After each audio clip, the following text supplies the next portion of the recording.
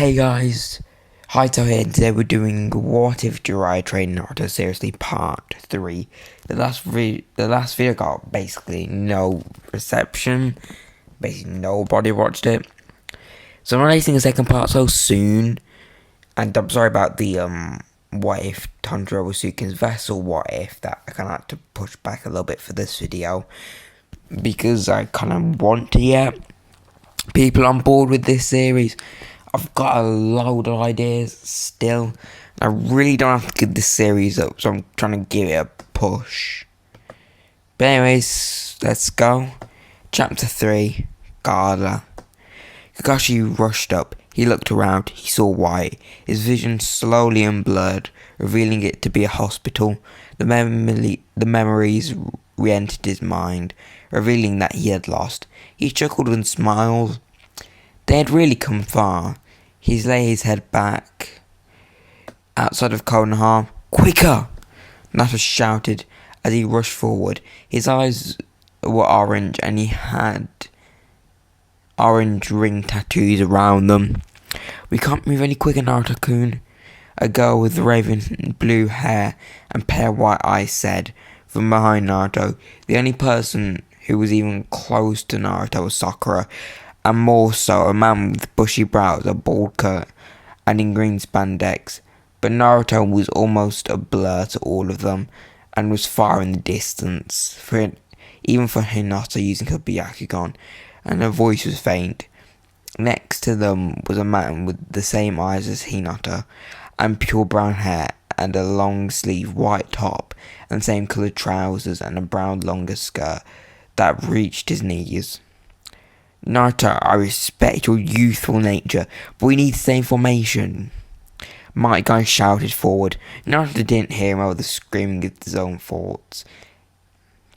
That if Gaara was dead, then it'd be his fault. Soon, Naruto was nowhere to be seen. That idiot! Sakura shouted. The rest sighed. 1 hour later, Naruto stood in front of a massive stone gate. Let me in, I'm Konoha's support. Naruto screeched, ready to slam a Rasengan into the door. His eyes were back to normal now. The gate was lifted up as shards of stone fell off the wall's gate.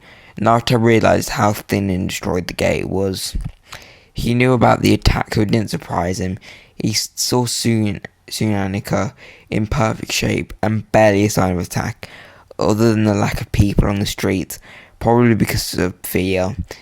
A ninja jumped down. He had an average shiny vest, but was a shade of dirty yellow, and the rest of his average clothes shared this quality.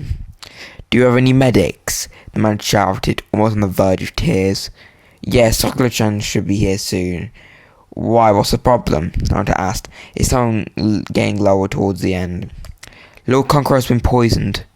It took Naruto a bit to figure out who it was, but his face fell when it came to him. He waved it off in his mind, as he knew Sakura would be there soon. She'll be here soon, as I was quicker than the rest of my team. But anyways, where's Gaara? Naruto shouted, the last word almost begging for the knowledge. The man's face fell as he squinted his eyes. He's gone, he murmured. Naruto felt like he had been slapped in the face. His mind, against all reason, tried to believe Gaara hadn't been captured, and this was just some cruel prank, but it wasn't so. Anyways, you should head to the location of Lord Conqueror, as he might have a lead on which direction they went in, and without it, we're all doomed, the man said, as he pointed to the tallest building in the Zandi village. Naruto strolled to his destination. He thought about how he would be able to best them if it came to it. He also thought about his reckless actions. He entered the building and walked around it until he found Konkoro laid down on a bed. 1 hour later, Naruto felt the crunch of his ribs as Sakura slammed her fist into them. This time he chose not to dodge. He knew he deserved it. Naruto, you idiot, what's wrong with you? We're a team for a reason. You neglected that reason when you left. Sakura shouted as she uppercutted him. As his head flew back. Yeah, Naruto-kun, you should have stayed with us, Hinata said, looking at him. Neji chose not to say anything, assuming it had all been said. 1 hour later, Sakura had removed all the poisons from Konkoro and learned the direction of the Akatsuki. An old woman walked into the room. She had an army green cloak with a white scarf and a red headband around her faintly purple hair. I will be accompanying you on your recovery of the Kazekage, she said, her voice becoming louder and quiet throughout. I was an old lady meant to help, Naruto asked, squinting his eyes as if trying to remember her. Naruto was instantly sent flying across the room into the wall to his right. I apologize for his rudeness. Your help would be much appreciated, but may I ask for your name? Sakura said, Naruto's eyes widened, never hearing Sakura so polite before. Lady Chio, and to answer the blonde idiot's question, I fought in the last great ninja war, and even fought Lady Sonale, she said, remembering that she was the Kage. All the people's eyes widened at the statement. Let us use our remaining youth to complete this mission, Guy said, saluting. Chio sighed. The blue beast of the leaf, she said, skeptically. In the flesh, Guy shouted and smiled. Back in Konoha, Lady Sonari sat at her desk, scratching a piece of card on it. Lost again, she chuckled, with a smile. At least there was nothing wrong with the world. Back in Suna, they all left with Naruto to the back of the group. He wanted to raise a hair, and he knew he could. They jumped from tree to tree in the new forest that had recently come into sight. Naruto, how are you? The Shibi's voice Naruto travelled backwards towards Naruto. Fine, Naruto said. Don't worry, we all know you did it, but we can help too, she said as she moved a bit quicker. Thanks, Naruto muttered as he easily sped up. They eventually left the forest. They sprinted across the mud, creating a storm of dust behind them. Suddenly, they all stopped as Neji's limp body flew over them. Naruto jumped into the air and caught him. Neji, he shouted in shock. Naruto held him, and he looked forward to see two men. One had blood-red eyes and the other dark black hair. He had dark black hair. He had noticeable lines on his face and a dark black cloak and red clouds. The other man was basically a shark and a man hybrid with a massive sword made from scales in his hands.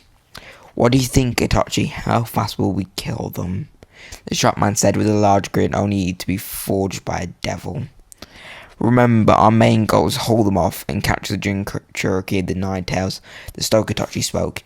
Yeah, but it wouldn't hurt to kill them anyways, he said, like he was being lectured by a parent. They turned. But on open grassy terrain, with the sun shining in the middle, a razzy warping fireball rushed at Itachi from above. Itachi had produced a fireball to battle it. And that's the end of Chapter 3 to What If Jiraiya trained Naruto seriously. Hope you enjoyed. Honestly, for this series, probably got the most pre-planned ideas for it compared to my others. With the What If Goku was a Naruto one, I've definitely still got some ideas specifically for it.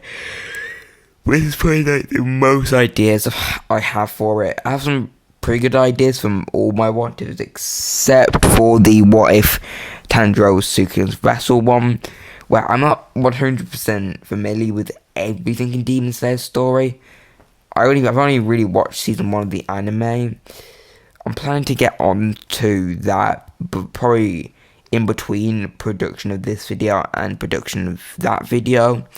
Probably because I really need a bigger grip on the characters before I can properly write something using them, which I think is just a given anyways.